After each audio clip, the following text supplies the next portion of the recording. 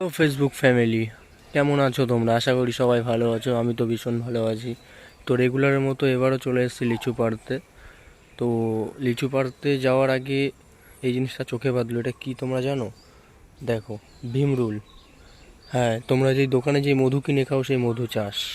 এই মধু, এর মধ্যে চিনি দিয়ে প্লাস মিষ্টির রস দিয়ে, যেটাকে আমরা শিরা বলি, মিষ্টি যে শিরা থাকে সেটা দিয়ে এর মধ্যে ভরে তারপর মৌমাছি আসে, সেই থেকে মধু তৈরি হয়। দেখো কিভাবে, দেখো এরা ওর মধ্যে ঢুকছে। দেখো একটুকুনি ফুটো আছে, এই একটা, নিচে একটা, ওই দেখো বসেও আছে কটা, দেখ কতগুলো উঠছে দেখো।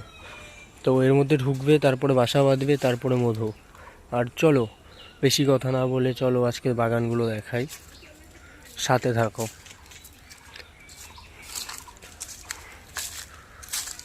হ্যাঁ, আমিও গাছে উঠবো কিছুক্ষণ বাদে, লিচু গাছে। আমিও উঠবো লিচু গাছে কিছুক্ষণ বাদে। দেখো কত বাগান,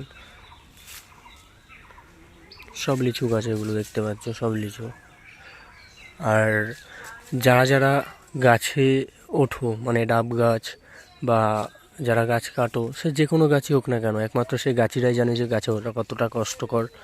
ঠিক আছে, আশা করি তারা আমার ফিলিংসটা বুঝবে যারা গাছে ওঠে, যে গাছে ওঠা কতটা কষ্ট। দেখো গাছ পুরো ভেজে গেছে, লিচু গাছ থেকে পুরো ভেজে গেছে।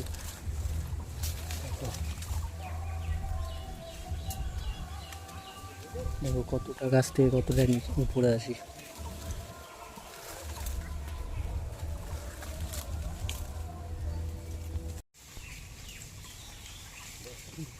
দেখো কত লিচু।